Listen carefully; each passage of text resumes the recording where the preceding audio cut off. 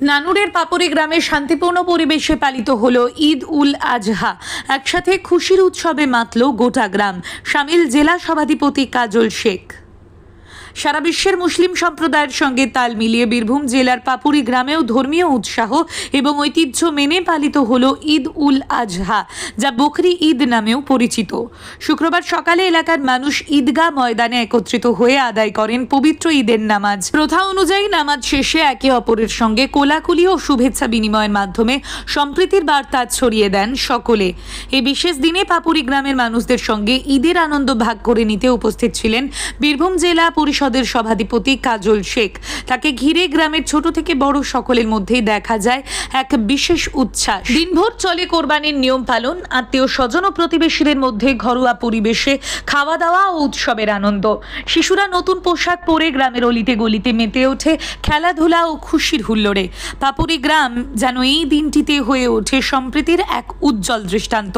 ধর্মীয় উৎসব হলেও তা আজ হয়ে উঠেছে সামাজিক মিলনের এক উপলক্ষ। নানুর থেকে কার্তিক ভান্ডারের রিপোর্ট, বীরভূম টাইমস।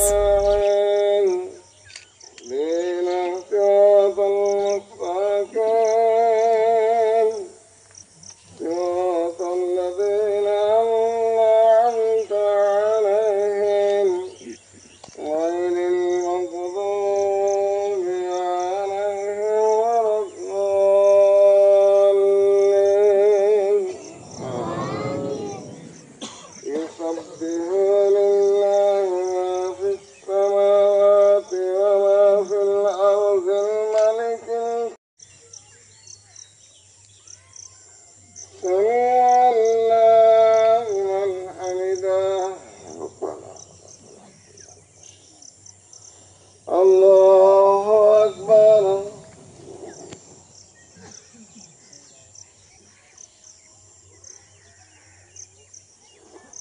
الله أكبر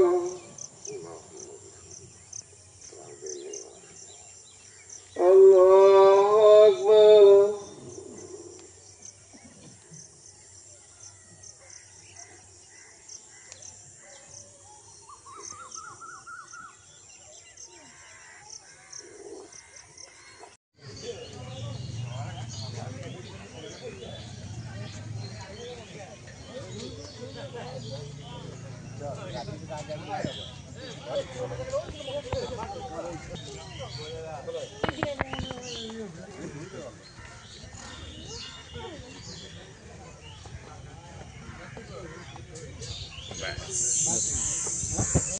ঈদ মানুষকে কি শুভেচ্ছা বার্তা দেবেন?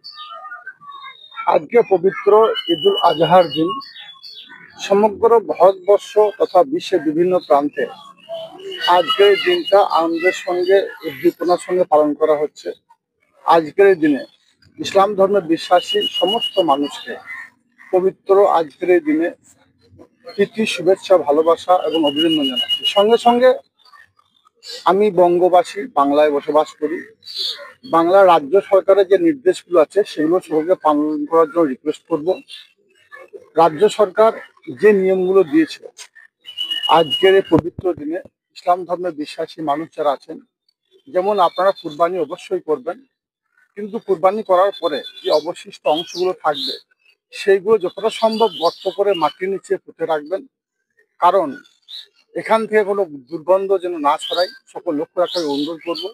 সঙ্গে সঙ্গে আমার যারা ইয়াং জেনারেশন ভাইরা আছে, যারা নবযৌবন আছে, এই খুশির দিনে অতি উৎসাহিত হয়ে মোটর বাইক বা 4 চাকা গাড়ি নিয়ে এই গ্রাম থেকে সে গ্রাম অবশ্যই যাবেন, আনন্দ করবেন, কিন্তু সেটা নিরানন্দের কারণ না হয়ে দাঁড়ায় অতি দ্রুত গতিতে গাড়ি চালাবেন না।